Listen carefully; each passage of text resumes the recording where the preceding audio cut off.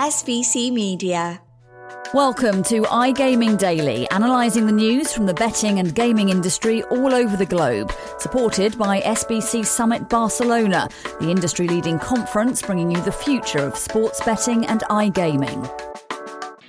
SBC Summit Barcelona is where you can experience the entire global industry coverage under one roof. Join 10,000 industry professionals for 3 days of game-changing conversation and education.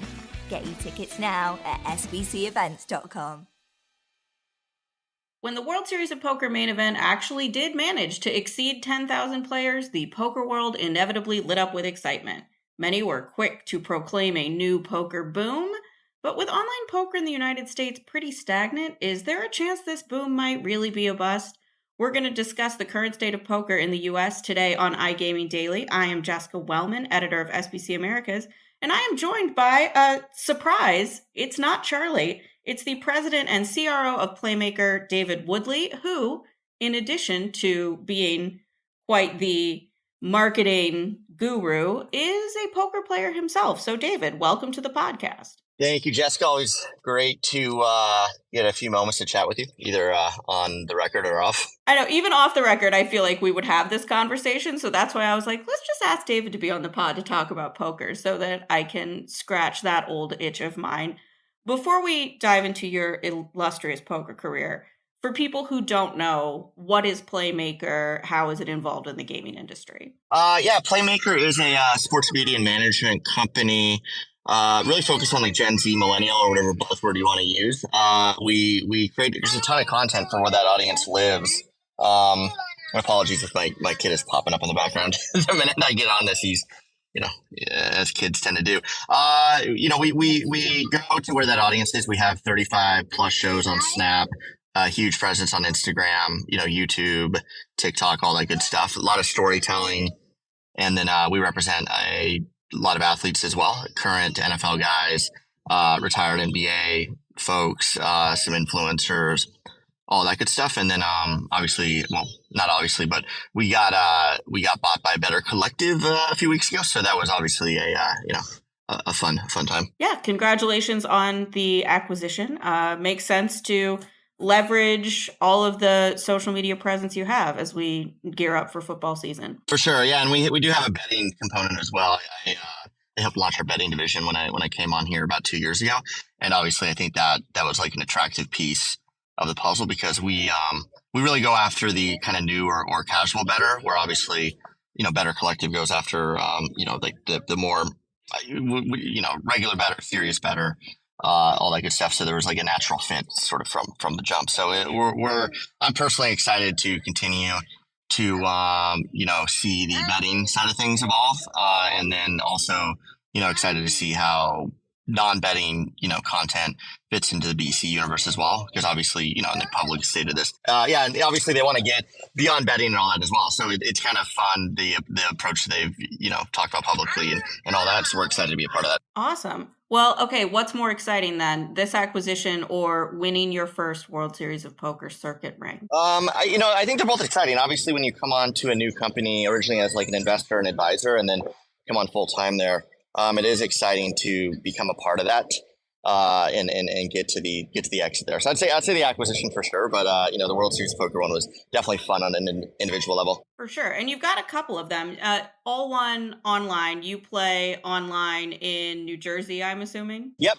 In New Jersey, I've played in Vegas when I'm out there for like WSOP sort of normal events. It's funny to make you have like two separate names out there. So I'm always like curious about the notes they have on each one of those. So I try to play it a bit different, but yeah, I've won, I got back into it like probably 18, 19 months ago. And I've won 3 circuit events since then, 2 no limit, and then 1 pot limit, which was fun. Mostly play here in New Jersey. Don't really play anything else online. Like, I'm sure we'll get into this, but like the cash games are very unappealing on WSOP.com because it's like the same 10 people. And I have my suspicions. Yeah. I have my suspicions on what's going on there at times. And then so I like, I'll play some circuit events. I'll play some of the sort of WSOP bracelet events when I can, but like those things go like long. Like I'd be like driving my kid to school and have to be playing or something. Yeah. Did you play out in Vegas this summer? Yeah, I did. I was out there for the Tournament of Champions. Played that one. Played an online one the same day and did really well. I think I got like 19th place. So kind of the worst place because you actually start thinking you could win it, and then all of a sudden it's done. Then I was out there for the main. Wasn't going to play the main, but I actually won a $160 like satellite into it. So played the main. Late reg day 2, made it to day 3. And then did, as you know, I did not win. I did not win the $12 million up top.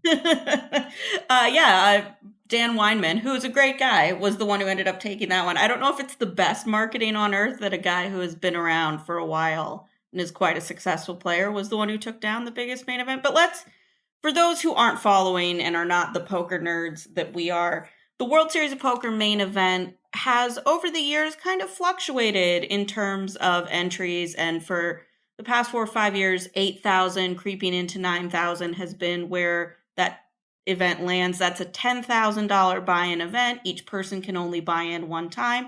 And there was a concerted effort by the World Series of Poker to put 10,000 people in the main event this year, including through a ton of satellites, like the one that you won, David. Were you surprised that they got the 10,000 players? I wasn't, because, when I was out there earlier, you saw a lot of people signing up for, I think the Colossus was going on at the same time as the Tournament of Champions. I could be wrong there, but I think this is one of those other ones, and you just saw like the people lining up for it, right? And like last year, I was at the Tournament of Champions the last 3 years, and you just saw like the lines for these tournaments, and obviously like they were getting close to breaking a record. And all that. So I'm not surprised they got over 10,000. Like they were definitely hyping it up, right? There's just a ton of hype going at it. And I think it created like a ton of FOMO. And, I think a lot of people on the fence were like, oh, we're going to go play it this year. They obviously embraced like Jamie Gold and all that. So they made a very concerted effort to beat that record. So I'm not surprised because, I think, everyone wants to be part of the biggest, right? Like not that winning 10 million and 12 million is probably that different, but like there's just something about it, like being a part of the history and stuff. Yeah, and I will say too, it didn't hurt that GG Poker was their satellite partner and very committed to bringing people from the international space of online poker into the main event. I believe they said they satellited in like 700 people. So when you have such a strong satellite partner, which I think WSOP hasn't necessarily had that kind of support in the past, it helps to get things past 10,000. All right, big question.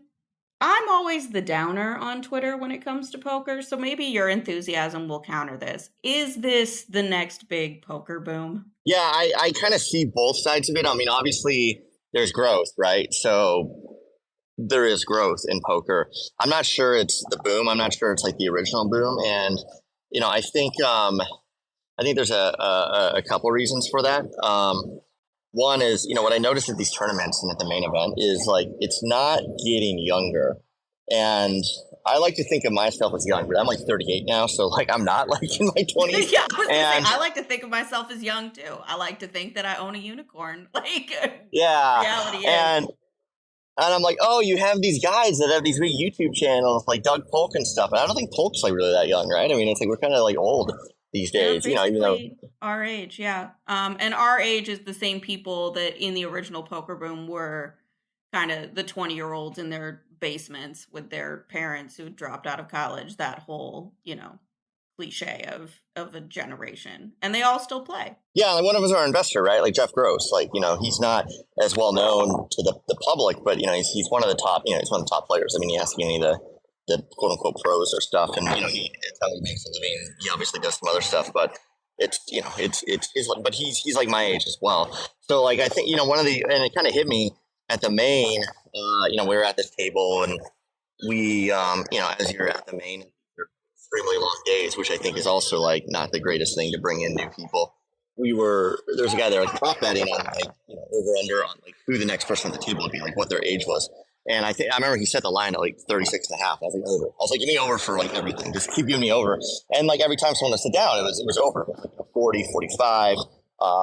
The last guy coming to sit down, like everyone just burst out laughing because he was like, I was like, okay, that was like an easy bet to handicap there. But it wasn't young. Like are there 22, 23, 24, 25, 29. Yeah, sure there are, but it's not like the first time. And I think part of that maybe is like there's not a lot of online poker going around. I mean, I think the first boom very obviously was created by online poker, and then also like the moneymaker went in it, and then Jamie Gold and all those those quote unquote like regulars, the squares. I can even win $10 million and all that. And again, I think a lot of it was driven by online. You could hop on for 30 minutes from your dorm, your parents' basement, like wherever, and play it. So we're missing that this time. I think the other thing that is kind of hurting a poker boom, or maybe limiting a bit, is there's so much of a focus now on like GTO. There's like RTAs in play. People kind of know the score at this point too, right? Like if you are a amateur, you're like everybody's aware of what happened the first time, right? Like there was a poker boom. A lot of people played online. Most people lost. Nobody likes to lose forever, and people drop. And you kind of see that now too with some of the home games and even some of the online stuff is like people are quitting earlier. I think there's just like more options for them to spend their time. So I think it's, I don't know what it is, but I think people have less tolerance for losing these days and losing long term. And I think like, sports betting being in the equation as well, people can argue all day long about overlap, but I think when it comes to like, your rec player, your amateur player, they view gambling as gambling. And like with sports betting, it's you don't have to spend as much time. And, in sports betting, even though you're not going to make a living on it, you could flip a coin and still win 50% of the time, right? Again, you have to win more than that to break even. But I think sports betting, I think a lot of people kind of bucket all gambling together, and sports betting can just kind of be this like more exciting thing. It's probably more acceptable right now.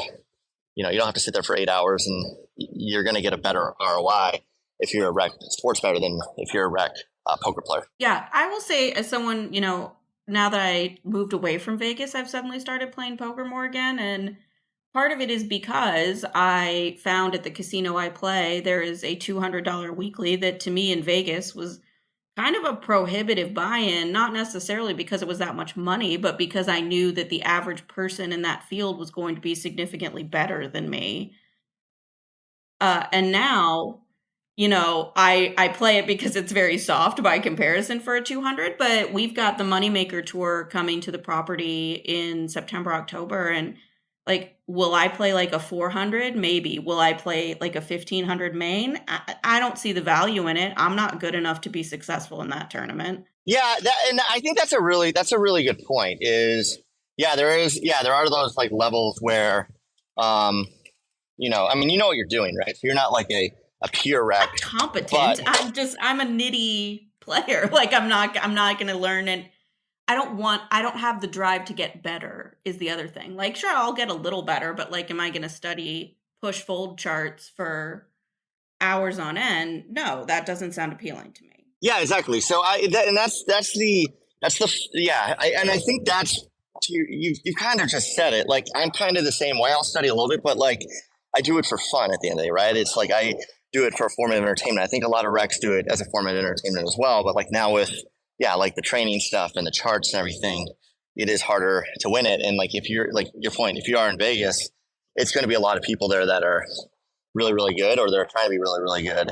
But yeah, finding that like kind of sweet spot, $200 tournament's great. Now, obviously Vegas has like the $40 tournaments, but those are also like, is the $40 daily at Luxor like really worth your time?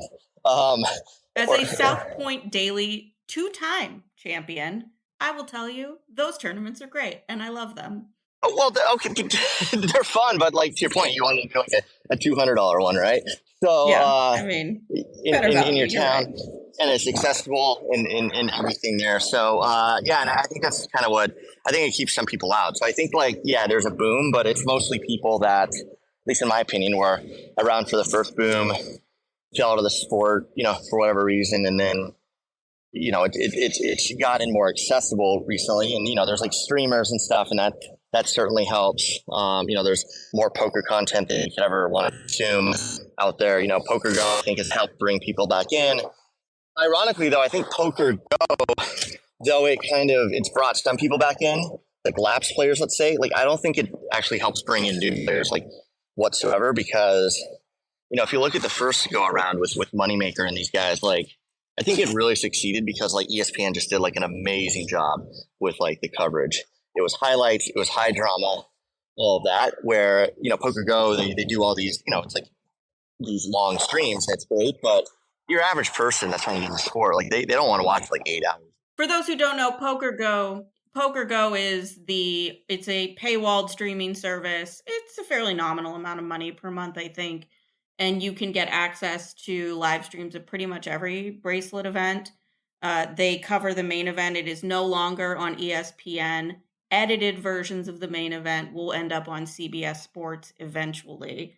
But, the interest in putting poker on TV is not high. You kind of have to pay to be on television if you're a poker show. And to your point, it's not like people discover it through endless reruns anymore, which was kind of how I ended up discovering poker. It was the Raymer year. It was just on all the time. And I was dating someone who was interested in it. And then from that point forward, just seeing the reruns, I would have them on while I was doing things. And that kind of discovery doesn't exist anymore.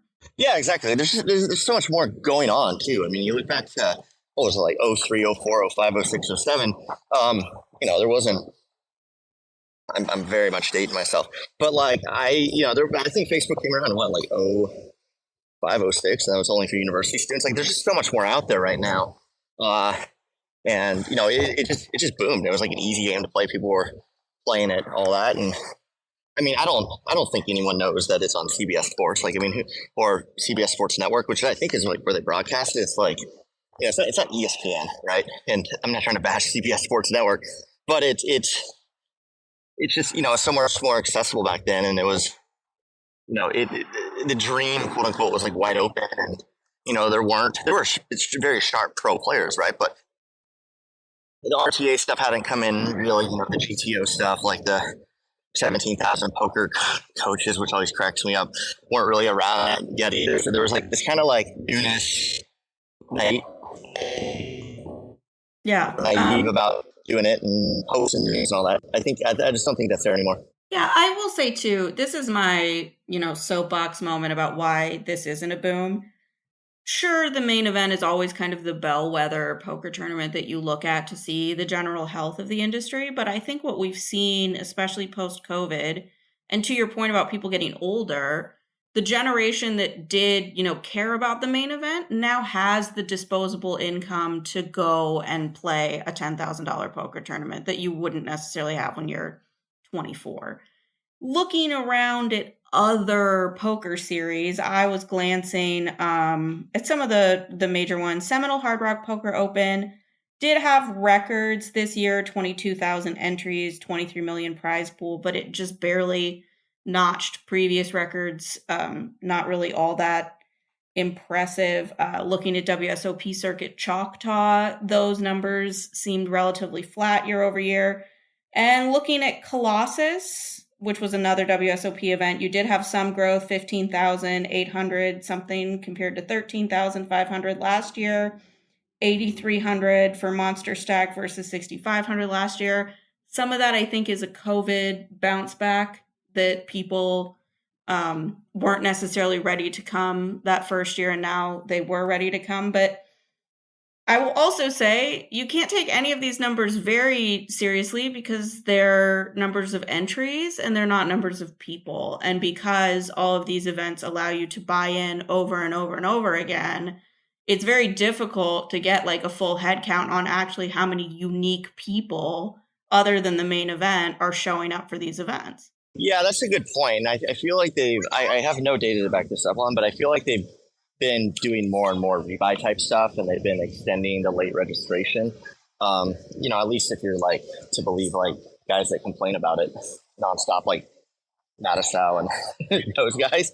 But yeah, I think that is it. I think people have realized the kind of value of a rebuy, and I think people playing their strategy probably more around it than they probably used to as well. So I think that's part of it. And like your point, like, yeah, it's hard to take those numbers at face value. But what I can say is I was out there the COVID year, or the first year past COVID, when it was in like October, November, the lines are much bigger. And I think that's part of that is a indictment on World Series poker for not figuring out how to like do it quicker for people.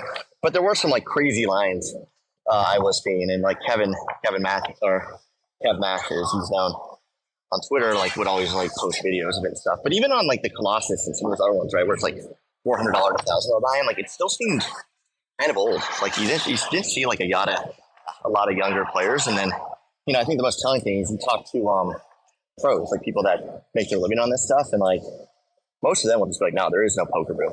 You know, like the games are the games. It's the same player pool. You know, they find a whale, you know, they eat them up too quick. And then they have to go find like the next three.